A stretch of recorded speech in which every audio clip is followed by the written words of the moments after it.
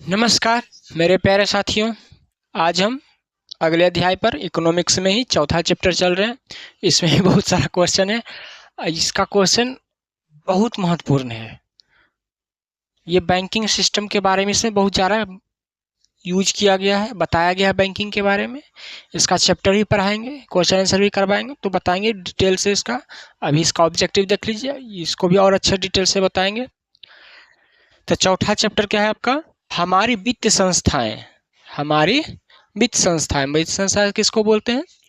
जो जहाँ पैसे, जिसे बैंक हो गया हमारा वित्त संस्था, उसी को बोलते हैं। उन्हीं के बारे में ऑब्जेक्टिव है। तो चलिए शुरू करते हैं।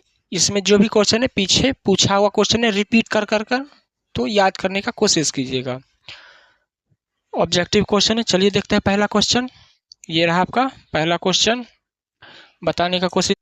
चलिए बताइए। पूंजी बाजार से प्राप्त ऋणों की परिपक्वता अवधि क्या होती है? मतलब समझ लीजिए इसका, जब हम लोन लेते हैं तो उसमें समय दिया जाता है, इसमें समय दिया जाता है, तो समय बताना है। अल्पकालीन होता है, दीर्घकालीन होता है, ये भी दोनों होते हैं, इनमें से कोई नहीं। तो इसका आंसर बहुत आसान है, इनमें से दोनों। जब लोन लेने जाते हैं तो बैंक में लॉन्ग टर्म शॉर्ट टर्म दोनों का लोन मिलता है। मतलब एक हो गया 10 साल 20 साल 50 साल लोन, और एक तो हो गया 6 महीने 3 महीने 10 दिन, जितना दिन आपके सामर्थ्य के अनुसार। यहाँ तक हट जाते हैं ताकि आपको दिखाई दे। तो आपके सामर्थ्य के अनुसार आपसे पूछा जाता है, तो इसका दोनों आंसर हो जाएगा। जब हम पूंजी बाजार मतलब बैंक से किसी से लोन दी तो क्या, तो पहले समय ही पूछता है कि कितना दिन में वापस करोगे, कितना दिन में वापस पैसा करोगे। तो दोनों हो जाएगा इसका आंसर, ए और बी दोनों। तो इसका आंसर क्या दीजिएगा? सी, ए और बी दोनों। ए और बी दोनों, क्योंकि लोन क्या होता है? अल्पकालीन मतलब छोटे समय के लिए भी दिया जाता है, दीर्घकालीन लंबे समय के लिए दिया जाता है। जैसे कोई बड़ा बड़ा प्रोजेक्ट होगा तो बड़ा साल लगेगा ना, जैसे देश लेता है तो वो बड़ा मतलब 50 साल 25 साल 30 साल, इस बहुत 100 साल, ये सब के लिए 80 साल, ये सब के लिए इतना बड़ा बड़ा लोन लेता है। और अगर कोई आदमी लेगा तो कम दिन के लिए उसको मिलेगा, 5 साल 10 साल वैसा मिलता है लोन। तो दोनों सही होगा, सी। निम्न में से दूसरा क्वेश्चन है, सबसे पुराना बैंक कौन सा है? भारत में सबसे पुराना बैंक कौन सा है? Indian bank, Punjab national bank, bank of India, state bank of India. तो सबसे पुराना बैंक कौन सा है इसमें दोस्तों? State bank of India. कौन है? State bank of India. इसका पहले नाम कुछ और था, धीरे धीरे बदलते बदलते बहुत पुराना बैंक है ये। देखते हैं आरबीआई के बाद एसबीआई ही पूरा देखते हैं एक बड़ा बैंक है, बाकी सब तो छोटे छोटे बैंक है। जितना बड़ा एसबीआई है, स्टेट बैंक ऑफ इंडिया, देखेंगे हर जगह इसका ब्रांच है, इसका एक अपना स्टेटस है एसबीआई का। तो सबसे पुराना बैंक कौन है? एसबीआई। देखिए कुछ इसके बारे में भी जान लेते हैं, पहले बड़ा कर देते ताकि आपको और अच्छे से दिखे।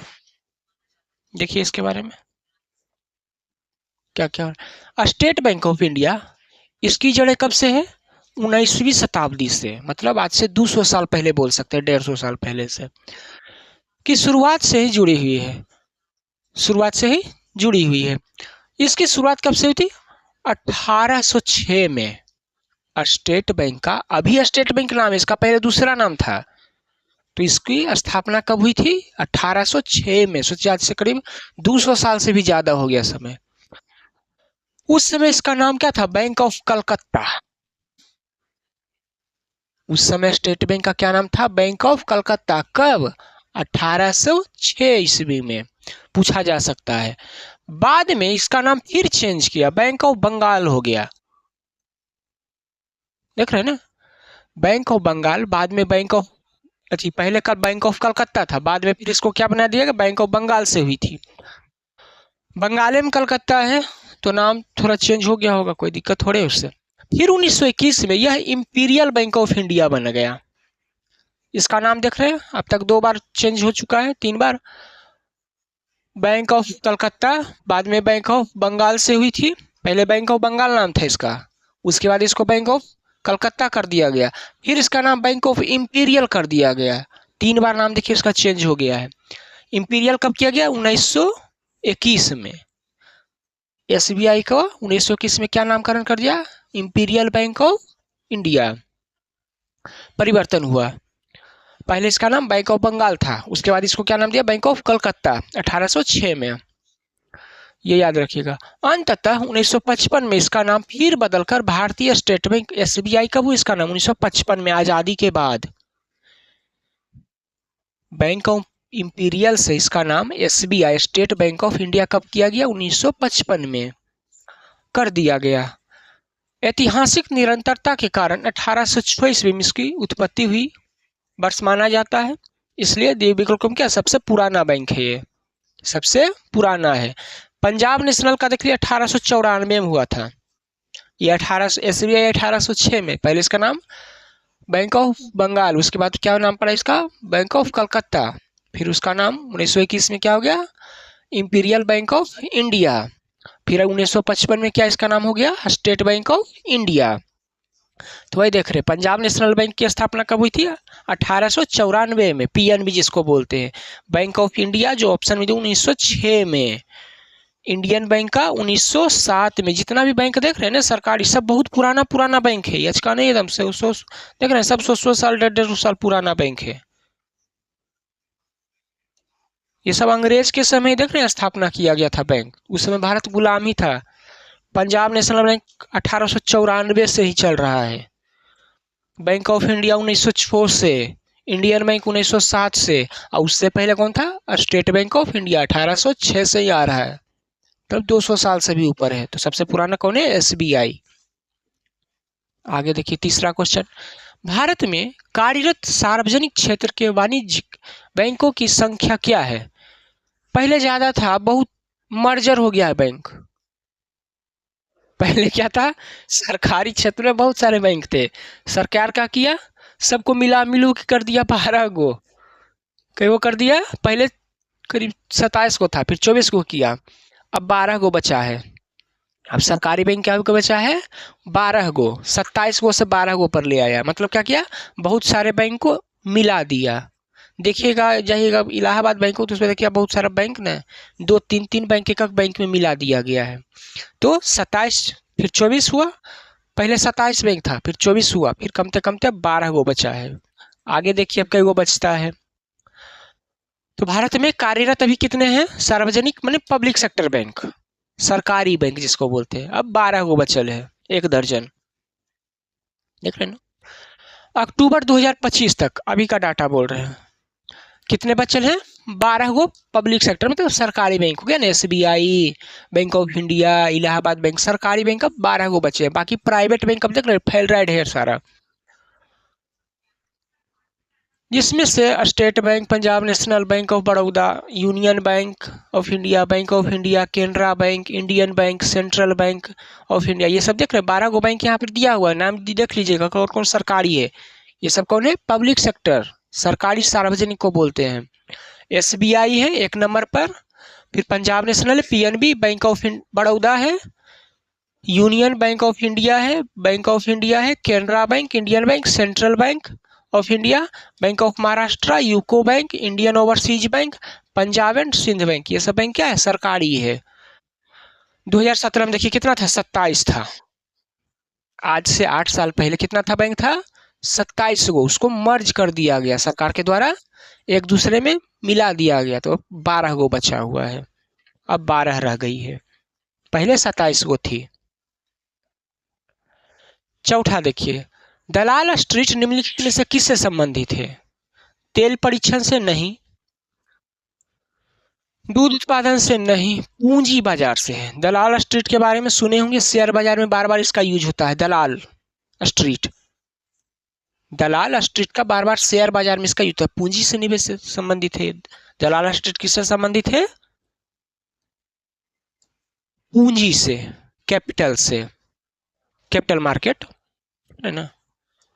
दलाल स्ट्रीट किससे है? प्रमुख पूंजी बाजार है दलाल स्ट्रीट। आगे देखिए 5वां क्वेश्चन, निम्नलिखित में से किस संपत्ति की तरलता सबसे कम है?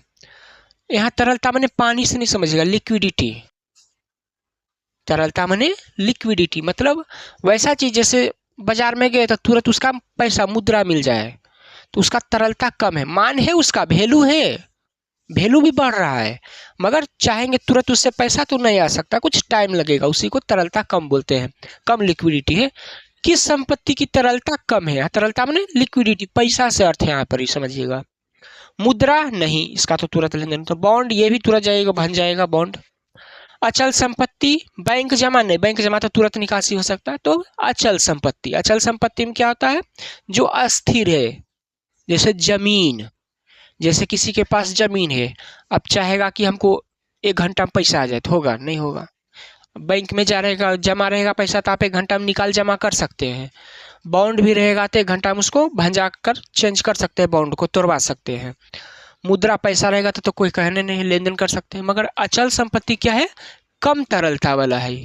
पैसा है, जैसे आपके पास जमीन, आपको बेचना है, तो 1 घंटा में तो बिकेगा नहीं। इसमें क्या होगा? टाइम लगेगा, खरीदार मिलेगा, तभी ना फिर आप दाम तय होगा कितना में बिकेगा।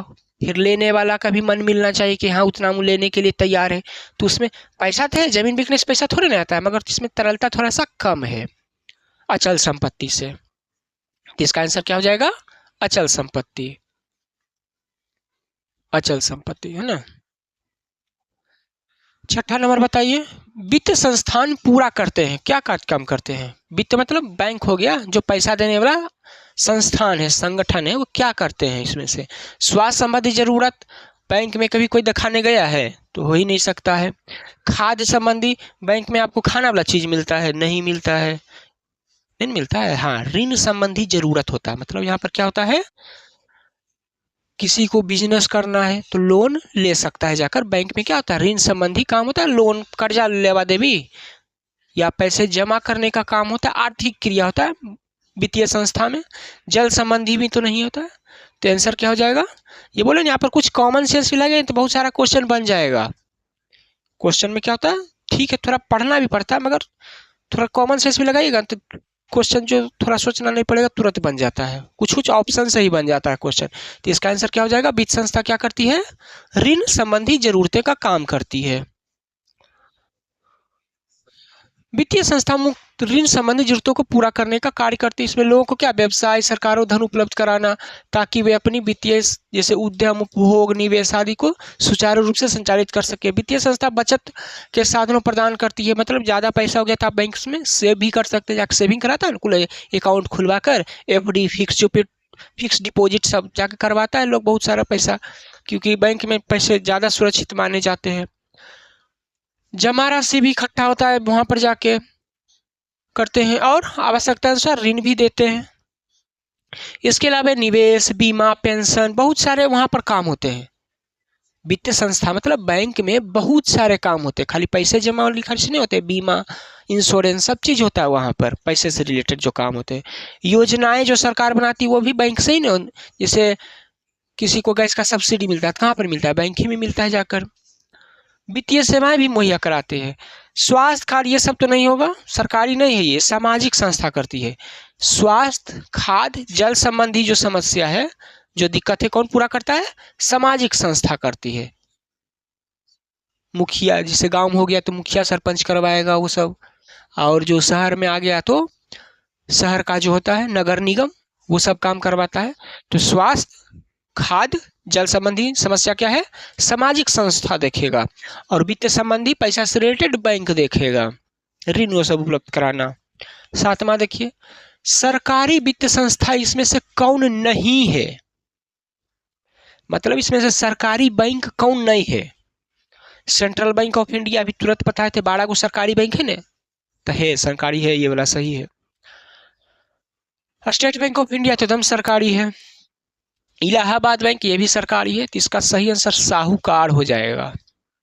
ये क्या है? सरकारी संस्था नहीं है। साहूकार किसको कहते हैं, एक बार समझ लीजिए। सही आंसर क्या हो जाएगा इसका?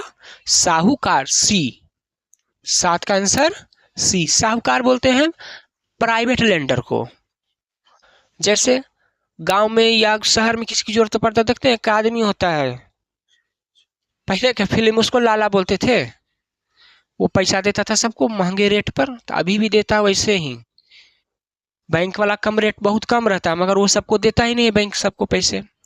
और ये जो आदमी होते हैं जो देते हैं, पता नहीं महाजन बोलते हैं शायद इसको, जो भी बोलते हैं, तो जो पैसे लेने जाएगा तो देखिएगा बहुत हाई इंटरेस्ट पर पैसा देगा। साहूकार बहुत ऊंचे दर पर, आदमी एकदम पागल हो जाता है सूद देते देते। वैसा नहीं करना चाहिए, देना चाहिए कुछ लिमिट में कि आदमी दे सके, मगर वो क्या है, मौका को सब मजबूरी का बहुत फायदा उठाते हैं वैसे लोग। साहूकार, सरकारी भी संस्था कौन इसमें से नहीं है, साहूकार। वही सेंट्रल बैंक ये सब सरकारी संस्था है।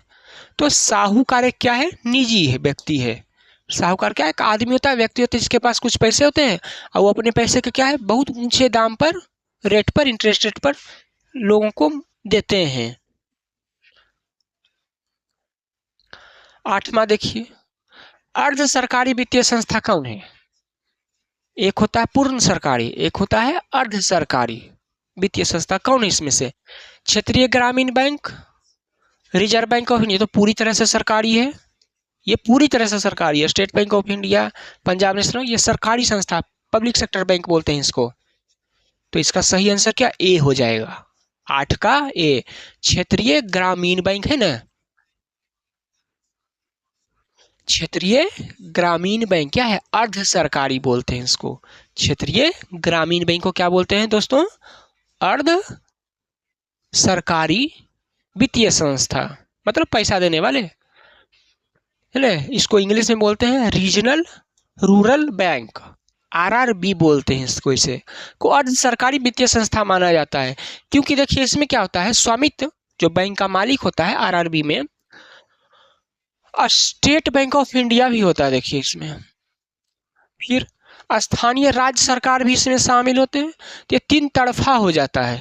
इसका स्वामित्व कौन कौन होता है, एक तो सेंट्रल गवर्नमेंट, फिर स्टेट गवर्नमेंट, और कुछ जो प्रमुख बैंक होते हैं ना वो भी इसमें भागीदार हिस्सेदार होते हैं। तो ये 3 तरफा हो जाता है, तो इसलिए क्या अर्ध सरकारी ये हो जाता है।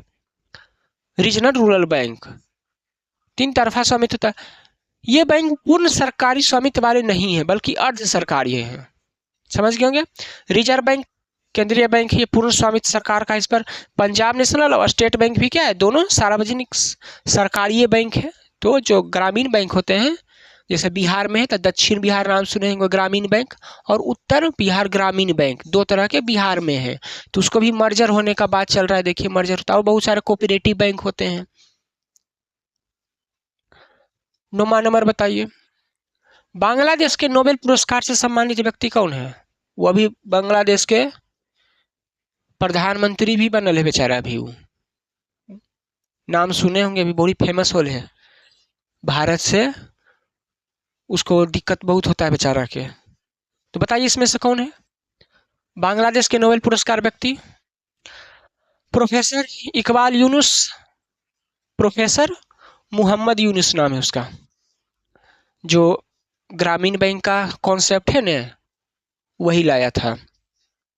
मोहम्मद यूनुस नाम है, नेट पर सर्च कीजिएगा आ जाएगा तुरंत। बांग्लादेश का भी बेचारा प्रधानमंत्री बनल है शेख हसीना को हटा के। क्या है, मोहम्मद यूनुस। कब मिला था इसको नोबेल, 2006 में। कब मिला था इस आदमी को, 2006 में नोबेल पुरस्कार। ये क्या कहते हैं, ग्रामीण बैंकिंग संस्था बोले ना, रीजनल रूरल बैंक, जो आरआरबी अभी पढ़े, उसके बाद वो मेन जो करता धरता था, उसी के देखकर भारत में भी वैसा ही बैंक की स्थापना किया गया, अर्ध सरकारी। 10वां देखिए, वित्त संस्थाओं के प्रकार होते हैं, बताइए।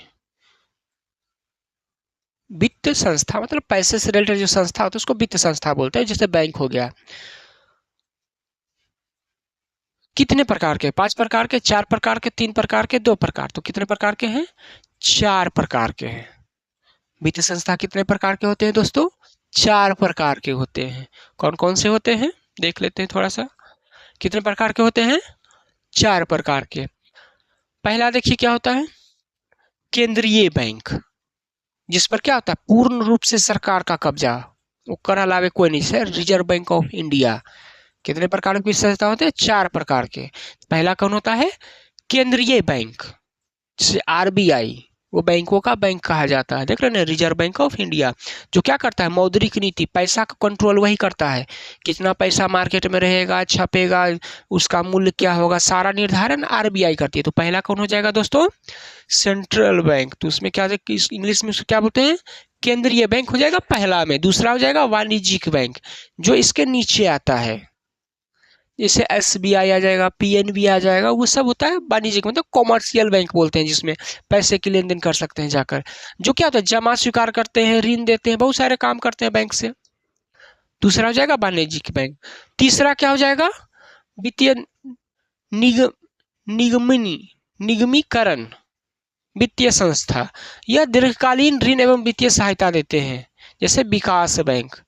ये कैसे होते हैं, निगमीकरण बैंक। ये बैंक होते हैं लंबे समय के लिए, जैसे किसी को रोड बनाना है, तो रोड बनाने में टाइम लगता है कि नहीं लगता है, बनाने में 5 साल 10 साल लग जाता है, बड़ा बड़ा रोड, तो उसके लिए पैसा ले सकते हैं। बड़ा बड़ा प्रोजेक्ट के लिए पैसा दे सकता है, क्योंकि दीर्घकाल है, तो बड़ा प्रोजेक्ट के लिए दीर्घकाल ले पैसा देगा। फिर आता है गैर बैंकिंग वित्तीय संस्था, जिसको एनबीएफसी बोलते हैं, जो जमा स्वीकार नहीं लेता है। एनबीएफसी क्या होता है, उसमें पैसा नहीं जमा कर सकते हैं, मगर वो आपको लोन दे देगा। देखते हैं ना आजकल बजाज फाइनेंस, सुने होंगे नाम, होता है ना, एल&टी सुने होंगे। वो सब क्या करता है, आपको जाइएगा तो गाड़ी फाइनेंस कर देगा, वो आपको ऋण दे देगा, मगर आप उसमें पैसा नहीं जमा कर सकते हैं। आपको कोई चीज़ खरीदने में मदद कर देगा, लोन टाइप में ऋण दे देगा, उसको एनएफसी कहते हैं। वो गैर बैंकिंग वित्तीय होते हैं, वो बैंक, उसका शाखा नहीं मिलेगा जल्दी आपको। निवेश बीमा ये सब सेवा प्रदान करती है, जैसे एलआईसी हो गया, तो बैंक नहीं ना, वो वित्तीय संस्था है, पैसा जमा करते हैं, पॉलिसी खरीदते हैं। तो 4 तरफ कौन कौन आ जाएगा, केंद्रीय बैंक, जो राष्ट्रीय बैंक होगा, सरकार जिसका नियंत्रण करती है, सरकार के अधीन रहता है वो। दूसरा वाणिज्यिक बैंक, तीसरा निगमीकरण बैंक, और चौथा गैर वित्तीय संस्था। 11 नंबर, देश की संगठित बैंकिंग प्रणाली के प्रकार। देश में संगठित रूप से कितने प्रकार के बैंक प्रणाली हैं, तो कितने हैं, 4। कितने हैं, 4 प्रकार के। कितने हैं, 4 प्रकार के संगठित बैंकिंग प्रणाली। देश की संगठित बैंकिंग प्रणाली में निम्न 4 प्रकार के बैंक शामिल होते हैं। कौन कौन, पहला रिजर्व बैंक, ये भारतीय रिजर्व बैंक, देश के क्या, केंद्रीय बैंक इसको बोलते हैं, जो क्या करती है, पूरा इंटरेस्ट रेट, पूरा में बैंकिंग जो सिस्टम है उसको ये नियंत्रित, कंट्रोल करती है, रिजर्व बैंक। दूसरा है वाणिज्यिक बैंक, जिसको कमर्शियल बैंक बोलते हैं, जिसमें क्या था, सरकारी और निजी, प्राइवेट बैंक दोनों शामिल होते हैं। वाणिज्यिक बैंक में सरकारी बैंक भी आते हैं, प्राइवेट में, सरकारी में एसबीआई, पीएनबी हो गया, इलाहाबाद बैंक हो गया, बैंक ऑफ इंडिया हो गया। और प्राइवेट बैंक में क्या हो जाएगा, वो सब एक्सिस बैंक, आईसीआईसी सुनेंगे, एचडीएफसी, है ना, ये सब बैंक निजी क्षेत्र के, प्राइवेट सेक्टर के बैंक है। तीसरा है सहकारी बैंक, है ये स्थानीय स्तर पर काम करते हैं। सहकारी बैंक क्या होते हैं, स्थानीय, कोऑपरेटिव बैंक सुने होंगे नाम, वो सब जो औरत छोटे छोटे रूप में नहीं मिलकर 10-10 रुपया इकट्ठा करते हैं, सहकारी के रूप में वो सब हो जाता है, छोटे छोटे तौर पर होते हैं ये सब बैंक। फिर होता है डेवलपमेंट में विकास बैंक, विशेष क्षेत्रों को दीर्घकालिक लोन प्रदान करते हैं ये। विकास बैंक क्या होते हैं, बड़े बड़े प्रोजेक्ट के लिए पैसे देते हैं, जैसे बड़ा सड़क, पुल, ये सब बनाने के लिए। तो कितने प्रकार के संगठित बैंकिंग प्रणाली होते हैं, 4 तरह के। आगे देखिए अगला क्वेश्चन, भारत में एक संगठित पूंजी बाजार है, कौन सा शहर में है वो, ये बहुत आसान है।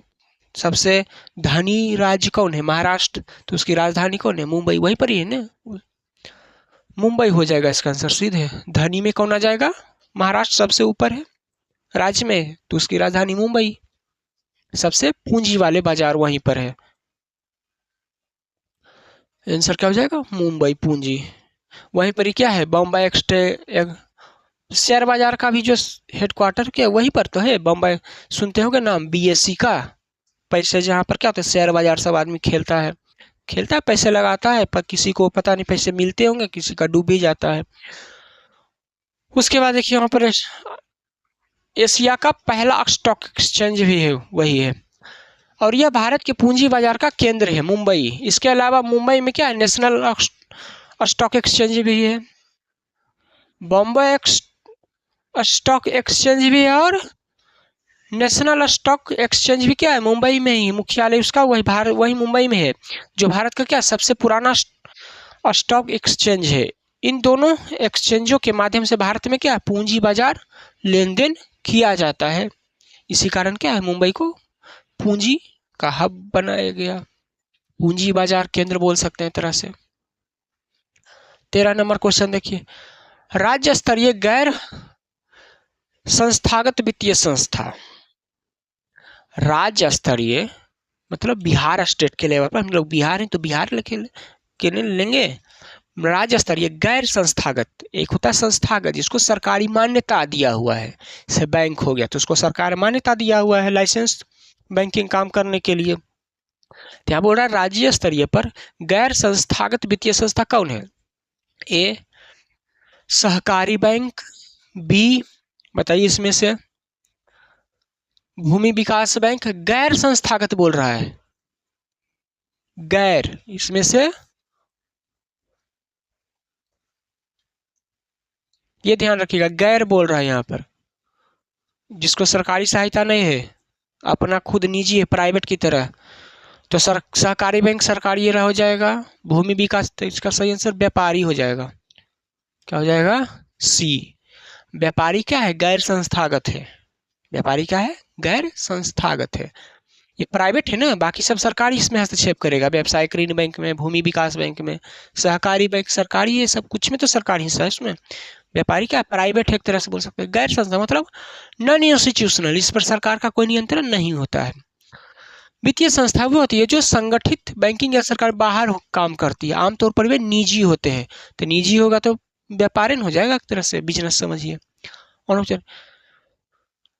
सहकारी सरकारी है, भूमि विकास सरकारी है, व्यवसायिक भी क्या है सरकारी ही है।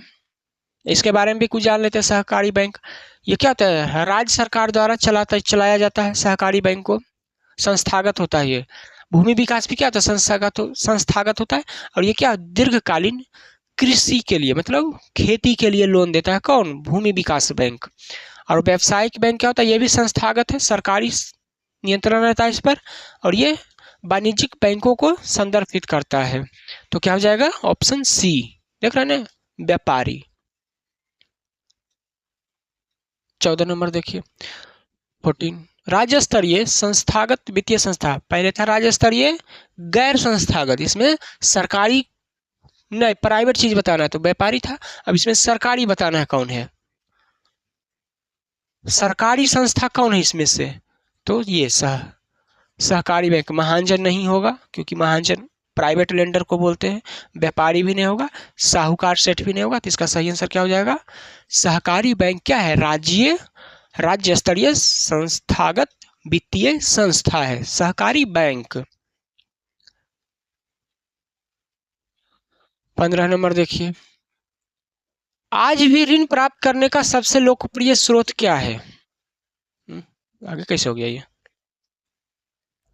आज भी ऋण प्राप्त करने का सबसे लोकप्रिय स्रोत मतलब लोगों को आसानी से कहाँ से पैसे मिल जाते हैं, बैंक से। बैंक वाला तो हालत खराब कर देता है, दे देते तो ठीक ही रहे, जाएगा तो परेशान करेगा, रिश्तेदार नहीं, महाजन से क्या आते हैं लोग, आज भी इसी से परेशान हैं। आज भी लोग आसपास के ही लोगों से क्या करते हैं, जो पैसे सूद पर जिसको बोलते लगाते हैं, उन्हीं से जाकर प्राप्त कर लेते हैं महंगे रेट पर। क्या करें क्योंकि बैंक देता ही नहीं है, तो बेचारे को मजबूरी में लेना पड़ता है ऋण इसी से। ऐसे सबसे अच्छा तो बैंक है, बैंक देगा वो सस्ता देता है, मगर देता ही नहीं है ये किसी को जल्दी, ये भी पता नहीं किसको देता होगा बेचारा। भारत में ग्रामीण क्षेत्रों में विशेष गरीब छोटे किसान क्या महाजन से बेचारे पैसे लेते हैं, मनी लेंडर जिसको बोलते हैं। ये बहुत शोषण करता है आदमी को, ये मनी लेंडर क्या करता है किसानों का बहुत शोषण करता है। ऋण प्राप्त करने का सबसे लोकप्रिय और सुलभ है, ये तुरंत दे देता है पैसा, बैंक जैसा नौटंकी नहीं करता, मगर इंटरेस्ट रेट बहुत हाई होता है ये लोग का, आसानी से महाजन दे देता है बेचारा, क्या करें पढ़िएगा इसकी छोटी रकम। आगे देखिए 16 नंबर, ग्रामीण परिवारों द्वारा संस्थागत स्रोत से लिया गया ऋण प्रतिशत बताइए। संस्थागत मतलब बैंक से, 2003 के डाटा के अनुसार पूछ रहा है, आपके बुक के डाटा के अनुसार पूछ रहा है, क्योंकि आपकी किताब में क्या डाटा बहुत पुराना पुराना दिया हुआ है, किताब को अभी नया अपडेट नहीं किया है, एडिशन लाया है, तो जो पुराना है उसी से काम चलाइए। ग्रामीण परिवार मतलब जो देहात में लोग रहते हैं, गांव में रहते हैं लोग, वहाँ के संस्थागत मतलब बैंक द्वारा जो लोन लिए कितना प्रतिशत है, तो 52% है। कितना प्रतिशत है? 52% है। संस्थागत जो बैंक से होता है ना उससे लिए कितने प्रतिशत है? 2003 के अनुसार 52%। अभी तो और बढ़ ही गया होगा 2025 में। 17 नंबर क्वेश्चन देखिए, बिहार में प्राथमिक सहकारी कृषि साख समितियों की संख्या बताइए। बिहार में प्राथमिक सहकारी संस्था कृषि साख समितियों की संख्या कितनी है? ये कब की पूछ रहा है? 10वीं पंचवर्षीय योजना के अनुसार पूछ रहा है ये। 6842, 6840, 6841, 6843। इसका सही आंसर क्या है दोस्तों? ये 6842। किसके अनुसार? 10वीं पंचवर्षीय योजना के अनुसार। किसके अनुसार? 10वीं पंचवर्षीय योजना के अनुसार कितने हैं? कृषि साख समिति 6842 वही दिया हुआ है। 6842 किसके अनुसार? 2003 के अनुसार। प्राथमिक सहकारी कृषि समिति कितने हैं? 2003 में 2005 2 से 5 तक में इतना था, तो 2003 उसके बीच में है, तो 6842 ही होगा। 18 नंबर क्वेश्चन देखिए, बिहार में सहकारी बैंक द्वारा उपलब्ध सहकारी साख व्यवस्था है, कितने स्तर पर है? बिहार में जो सहकारी बैंक द्वारा उपलब्ध सहकारी साख व्यवस्था है वो कितने तरह से देता है? तो त्रिस्तरीय मतलब 3 स्तरीय है। कितने स्तरीय है? 3 स्तरीय इसका आंसर है। सहकारी साख की जो व्यवस्था किया गया है बिहार में कितने तरह का है?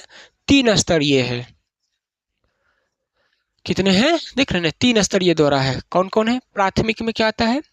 एग्रीकल्चरल क्रेडिट सोसाइटी, प्राथमिक सहकारी समितियां, जिला केंद्रीय सहकारी बैंक और राज्य सहकारी बैंक। 3 कौन कौन बैंक हैं? 3 संस्था कौन कौन से हैं?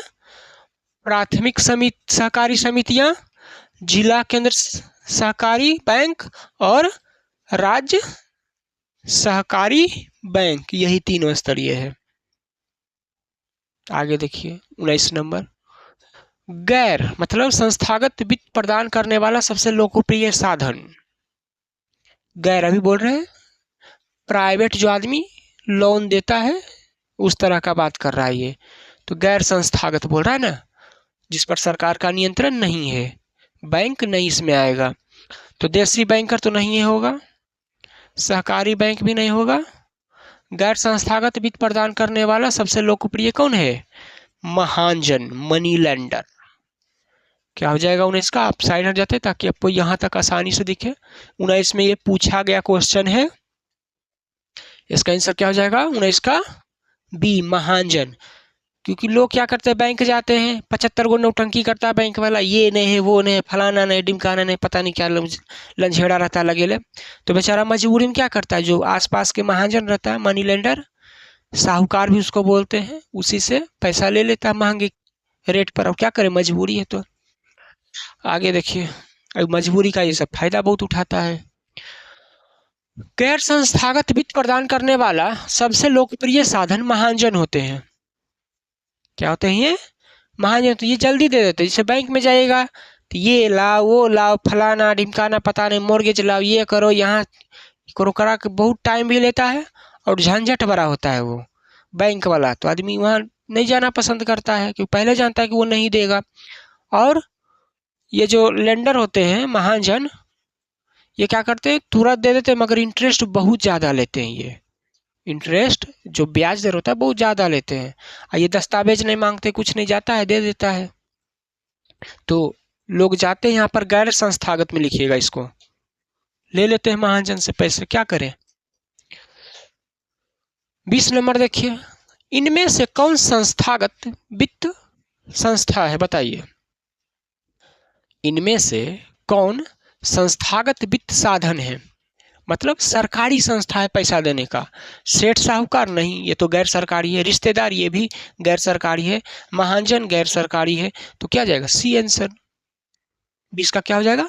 संस्थागत मतलब सरकारी, जिस पर सरकार का नियंत्रण है। सरकारी बैंक जो सबको दें तो बहुत बढ़िया है, बहुत कम इंटरेस्ट लेता है ये सब। जो प्राइवेट लोग होते हैं बहुत ज्यादा इंटरेस्ट चार्ज करते हैं। तो क्या हो जाएगा? व्यावसायिक बैंक, कॉमर्शियल बैंक क्या है? संस्थागत वित्त साधन, मतलब सरकार द्वारा इसको मान्यता प्राप्त, जैसे बैंक हो गया। ये भी पूछा हुआ क्वेश्चन है। 21 नंबर में देखिए, भारत के केंद्रीय बैंक कौन है? भारत का केंद्रीय बैंक कौन है? तो इसका एकदम बहुत आसान आंसर है। पीछे कितना बार पढ़ा है? Reserve bank of India, RBI। RBI क्या है? भारत का केंद्रीय बैंक है। ये पहला नंबर देख रहे हैं ना। रिजर्व बैंक को कितना बार पूछा गया? देख रहे हैं, 17, 18, 20, 21, 22, क्या पता अभी भी पूछ सकता है ये। तो भारत का केंद्रीय बैंक कौन है? याद रखिएगा, reserve bank of India, A number. देख लीजिए कुछ इसके बारे में भी डिटेल जानने की, इसमें क्वेश्चन बनेगा तो आप आसानी से दे सकें। भारतीय रिजर्व बैंक भारत का क्या केंद्रीय बैंक है, जिसकी स्थापना कब हुई थी? 1 अप्रैल 1935 को। ये डेट याद रखिएगा, पूछता है बार बार। भारत का जो केंद्रीय बैंक है RBI, reserve bank of India, इसकी स्थापना कब हुई थी? 1 अप्रैल 1935 को। अधिनियम के तहत बनाया गया था इसको। RBI भारत के बैंकिंग प्रणाली का क्या है? नियंत्रण करता है। ये बोले ना बहुत बार, ये बैंकों का बैंक है। ये जितना भी बैंक देख रहे हैं ना, सबको यही नियंत्रित करता है। कौन? RBI। नीति सब बनाता है कि बैंक कैसे चलेगा, कौन सारा नियम कानून से सब RBI ही बनाता है, सब बैंक ले। यह भारतीय रुपए के निर्गम का अधिकार रखता है। उसके बाद पैसे भी यही छापती है। पैसा जो मुद्रा देखते हैं, कागज का नोट, वो भी RBI ही छापती है। 1 रुपया का नोट खाली छोड़कर वो वित्त मंत्रालय छापती है, और वित्त सचिव का उस पर हस्ताक्षर होता है। और भारतीय नोट पर RBI गवर्नर का हस्ताक्षर होता है, और देश की वित्तीय स्थिरता बनाए रखने के लिए जिम्मेदार है। Reserve bank of India Bharat सरकार के क्या वित्त मंत्रालय के स्वामित्व में काम करता है, और इसका मुख्यालय मुंबई में है। किसका? RBI का हेडक्वार्टर कहाँ है दोस्तों? मुंबई में है। बैंक का कार्य इसमें से कौन है जो नहीं काम करता है? बैंक लॉकर देता है, स्वयं सहायता समूह नगद साख देता है, लोन देता है ना, लोन हो गया साख, क्रेडिट कार्ड वो भी देता है। तो ये सब देता है बैंक। खाली ये वाला सी आंसर है, अथी बी आंसर हो जाएगा इसका। स्वयं सहायता समूह नहीं बनाता है। बैंक का काम कौन सा नहीं इसमें से? बी नंबर, स्वयं सहायता समूह बैंक नहीं बनाती है। लॉकर सुविधा देती है आपको, सोना कुछ खजाना रखना है ना तो आप बैंक में जाकर जमा कर सकते हैं। लॉकर देता है, क्या चाबी भी देगा आपको उसको, मगर उसका कुछ पैसा चार्ज करते हैं। नगद साख क्रेडिट देता ही है, loan, credit card, debit card, ATM card वो तो देवे करता है बैंक। तो ये वाला हो जाएगा, बैंक कार्य नहीं करता है। स्वयं सहायता समूह बैंक नहीं बनाता है। देखिए यहाँ पर बैंक का क्या काम है? लॉकर सुविधा, नगद प्रदान करना, क्रेडिट कार्ड, डेबिट कार्ड, ये सब तो देता ही है, शामिल है। लेकिन स्वयं सहायता समूह, इसको इंग्लिश में क्या बोलते हैं? सेल्फ हेल्प ग्रुप, SH नहीं बनाता है, ये कार्य नहीं है। स्वयं सहायता समूह का संगठन सामाजिक और विकासात्मक संस्थाएं गैर सरकारी संगठन करता है। सेल्फ हेल्प ग्रुप कौन बनाता है? पूछ सकता है। गैर सरकारी संगठन बनवाता है सेल्फ हेल्प ग्रुप को, जिसके सदस्य अपने बचत समूह बनाकर एक दूसरे को ऋण देते हैं। बैंकों की भूमिका इन समूहों को क्रेडिट लिंक करना या वित्तीय सहायता प्रदान करना होती है, समूह का निर्माण करना नहीं। तो इसका क्या हो जाएगा? बैंक का काम नहीं है। कौन? स्वयं सहायता समूह बनाना बैंक का काम नहीं है। आगे देखिए 23 नंबर, भारत में सहकारिता आंदोलन का प्रारंभ कब हुआ था? भारत में सहकारिता आंदोलन कब हुआ था? 1904, 1905, 1907, 1920 में कब हुआ था? बताइए, साइड हट जाते हैं। 2012 में पूछा हुआ क्वेश्चन है। 1904 में। कब हुआ था? 1904 में। याद रखिएगा क्या हुआ था? सहकारिता आंदोलन हुआ था भारत में। इसके बारे में भी कुछ बता देते हैं। भारत में सहकारिता आंदोलन की शुरुआत सहकारी ऋण समिति अधिनियम 1904 के अधिनियम के बाद हुई। इस अधिनियम में 25 मार्च 1904 को पारित किया गया और 26 मार्च 1904 को भारत के राजपत्र में प्रकाशित किया गया। इस अधिनियम में ग्रामीण और शहरी क्षेत्रों में सहकारी समितियों की स्थापना को कानूनी रूप दिया गया, जिसने भारत में सहकारिता आंदोलन को गति दी। तो 1904 को याद रखिएगा, भारत में सहकारिता आंदोलन को किया गया था। सहकारिता आंदोलन की शुरुआत आर्थिक और सामाजिक जरूरतों से हुई, जैसे किसानों की समस्या, किसान को जल्दी कोई लोन नहीं देता है। साहूकारों से बचाओ, वो जो बोले ना मनी लेंडर होता है, क्या करता है, लोन दे देता है तुरंत मगर लूट लेता है एक तरह से समझिए। तो उससे बचाव के लिए इसको लाया गया था। कर्ज लेने में सस्ते साधन उपलब्ध कराना था। आगे चलकर यह आंदोलन पूरे भारत में फैल गया और सरकारी समितियों की संख्या बढ़ी, जिसमें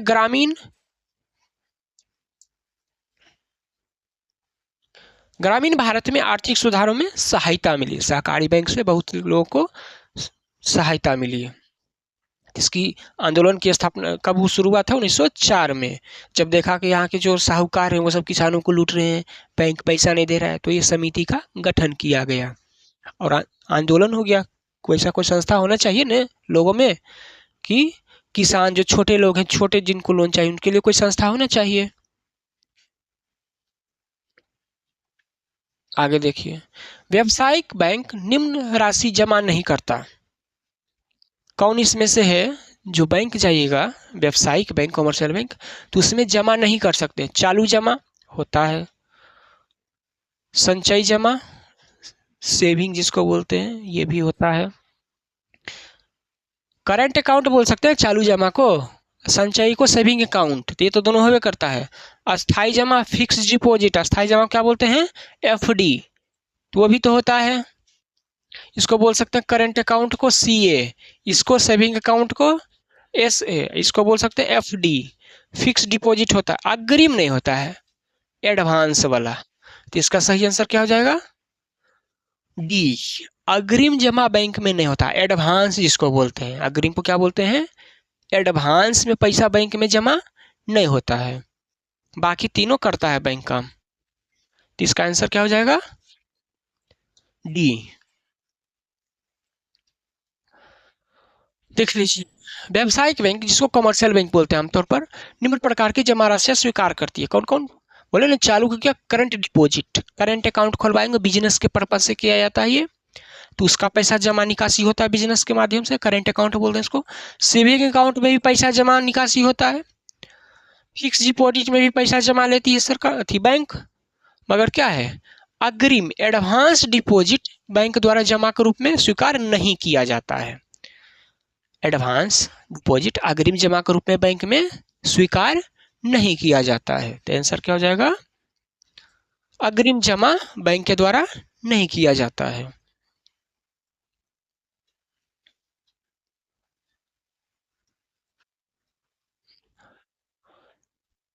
तो आज के लिए इतने रखते हैं, देखेंगे तो चैनल को सब्सक्राइब करें,